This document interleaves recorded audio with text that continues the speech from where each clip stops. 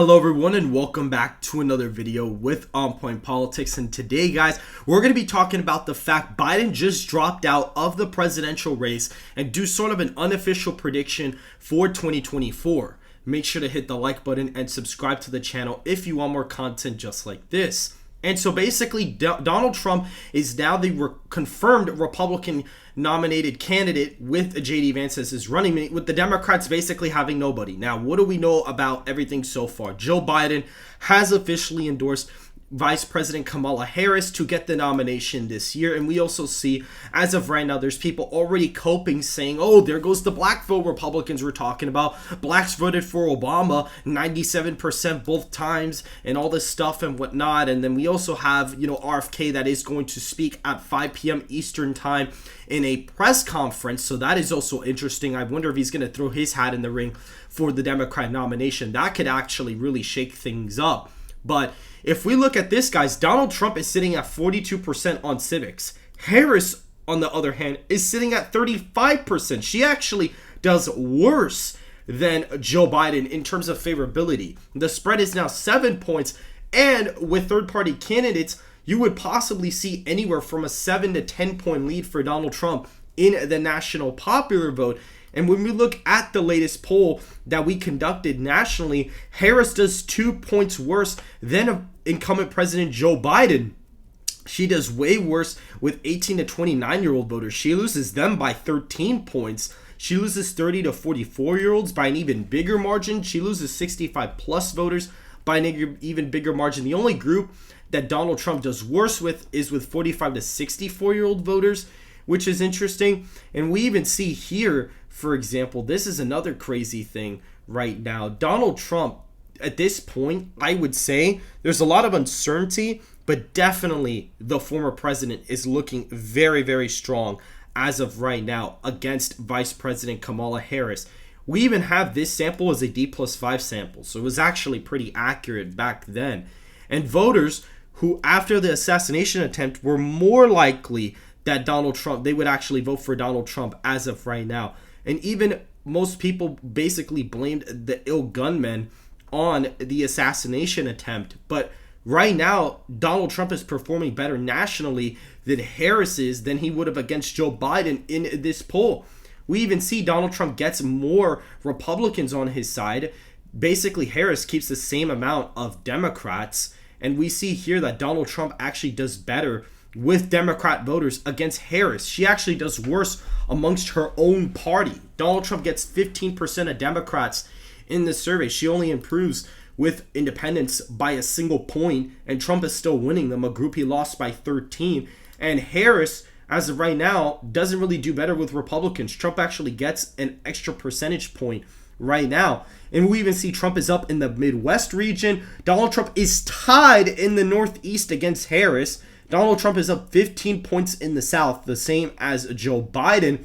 And in the West, Donald Trump actually leads by around the same margin. Both of them get a point better each, but Donald Trump is doing better in the Northeastern region by a significant amount compared to Donald Trump against Joe Biden.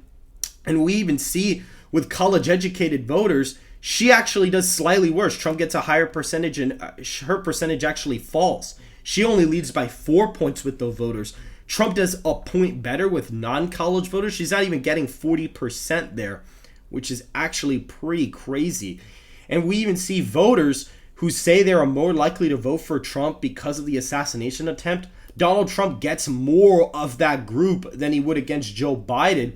And we even see here that less Democrats vote for Kamala Harris if they were less likely to end up voting for Donald Trump. And we see 29% of voters end up going to Donald Trump in the less likely category if they were to vote for him because of the assassination attempt.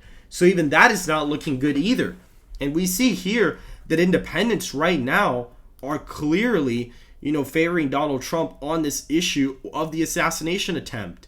So this is not looking good at all for Joe Biden whatsoever. It is not looking good. Well, not Joe Biden, but at least Kamala Harris. This is not looking great for her as of right now. We don't even know who the VP is going to be as of right now. There are many things speculating. RFK Jr. has canceled all events. That is what's being reported as of right now. So that is very, very fascinating. Either he's running for the nomination or he's going to just drop out entirely. We will see what ends up happening. Donald Trump also has a much higher favorability rating than Harris. I would assume Donald Trump wins the popular vote by 9 to 10 points against Harris. And so if we were to fill that out, we could even see a larger lead than that, to be honest, because guys, the whole party of democracy thing, that whole argument's out the window now. I mean, guys, this is a candidate who in the 2010, just to give you guys an idea, 2010 Attorney General's race, just to give you guys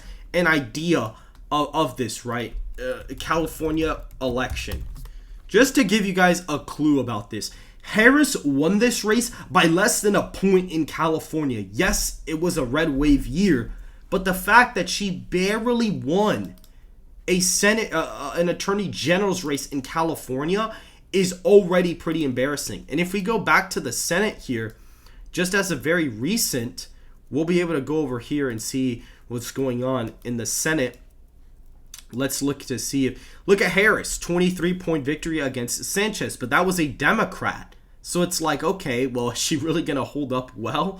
Like, I mean, like it is not looking good right now for, Kamala Harris, because her electoral history is very, very weak and her resume is way less than Joe Biden. And Kamala Harris, in terms of favorability, is lower than Joe Biden. And so that's only going to spell worse signs for her coming up in this election cycle. Texas, Florida, Ohio, Iowa, I would say would hold their safe categorizations. Maybe California ends up going in the safe column for her because it's a little bit hard with the black vote because maybe she does do a little better, but it's very, very hard right now. It's just right now she's doing a point better in the RCP aggregate, but I feel like she would fare worse. Now, I think states like Hawaii could be a little bit closer. I think Alaska would be safe. I think in terms of just overall, the swing states, I think Donald Trump wins these very, very easily right now. She's not going to have any Rust Belt appeal to any of these union working voters. And that's to even say, who knows if the Teamsters president even endorses Trump now because of Harris being the pick. She's got nothing for unions whatsoever. Washington, Oregon are probably still in that likely column. More than likely, Connecticut, Rhode Island, Maryland. And here's the thing with Delaware, guys. Delaware is a state where the demographics, Republicans have room to grow. And multiple political analysts have said if Biden is not the nominee or after 2024, Delaware is going to get close. I don't think it's going to get under 5, but it could definitely be a 6 to 7 point victory. And we can keep going here. New York is definitely going to be under 10 now for sure. It's definitely going to be under a 10-point race. Maine's first. It's going to be sort of competitive. And a lot of those people up there I don't really think are going to like her either. Minnesota, she would more than likely lose Minnesota. Same thing with New Mexico. Virginia, she was actually tied in our Virginia poll that we did about last week. And Harris is actually running under Joe Biden by 3 points in that poll. Biden was actually leading by 3. She was actually tied with Trump. So she was underperforming in that poll. I even think states like Maine and New Hampshire would even be in that lean Republican column. Illinois possibly is in that lean column. And Colorado and New Jersey would be those two states I'm very uncertain about because of the thing here is that she does worse with college-educated voters and does substantially worse with younger voters. You're talking about Biden leading 18 to 29-year-olds to now Trump leading by 13 points with the same group and improving the 30 to 44-year-olds. And a lot of these make up that college-educated demographic. In Colorado and New Jersey have a decent amount of this group. So states like Colorado could even be a tilt Democrat state. New Mexico could even be pushed upwards of 5 points, to be honest with you.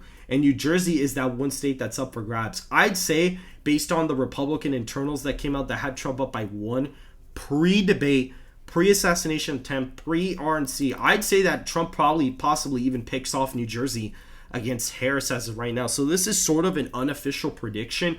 But right now, I believe Donald Trump probably ends up getting 361 electoral college votes to Harris, 177 electoral college votes as of right now. Again, this is purely speculation, but just based off everything that's going on, if we look at the last example of an incumbent president dropping out of a race, and having the Democrats pick another candidate. Lyndon B. Johnson won in an electoral college landslide in 1964, and Lyndon B. Johnson had to drop out because he was becoming very unpopular over the whole, Vietnam situation, and the Democrats ran their candidate against Nixon, and they got crushed. Nixon beat the Democrat candidate pretty easily in that race, and the Democrat candidate actually suffered a lot of losses because a lot of the Democrats were not satisfied with Humphrey as the pick. So a lot of the anti-civil rights Democrats actually ended up going for a third-party candidate, and they actually ended up getting about 14% of the vote. Now RFK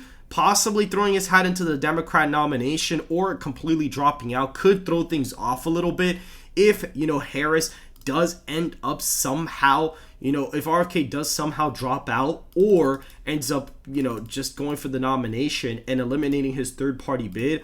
I could see states possibly like Minnesota flipping back into that Democrat column. Maine at large would probably be Democrat, including possibly the state of New Hampshire. So you could see a little bit of a closer race if he decides to step out. But I believe that Harris would still do really, really bad in the Electoral College. Now, just for fun, let's say that RFK goes for that nomination, right? Which I don't know if that would happen or not. If Robert F. Kennedy Jr. does go for that nomination, I feel like a lot of voters would sort of flock to him. I feel like he would actually do somewhat decent in the Electoral College. Now, again, this is purely a speculation type of thing. But I believe if RFK Jr. is the candidate, we could potentially have a closer race. States like Texas, Florida would probably end up being closer. Iowa, Ohio would be under 15 points. However, all these states would still be upwards of about 10-point victories. We'd have Washington and Oregon be a little bit closer, above 15 points. Colorado would be in that likely column, including Illinois, New York, Vermont, Maryland, Massachusetts, Rhode Island, Connecticut. Those would be safe states, including New Jersey and Delaware. Virginia possibly is like a 3 to 4 point win for RFK Jr. as well as New Mexico. And Minnesota probably is, including Maine at large, and the state of New Hampshire, and possibly even that second congressional district could possibly be pretty competitive. I think maybe RFK picks that off. Maine's first would probably be safe Democrat at this point. So you kind of end off with the traditional swing states in this scenario, but I do believe at this point Trump more than likely would probably be able to win the Electoral College even against RFK Jr., but I think it would be a little bit of a closer race if you did shoe him in for the nomination. If it's Gavin Newsom, you could talk about Colorado flipping, Illinois flipping. His approval rating in California is only about 44% as of right now. So it is not looking good for him if he were to try to run for the nomination. I think he would not end up doing great at all, actually. I think he'd do even worse than Harris.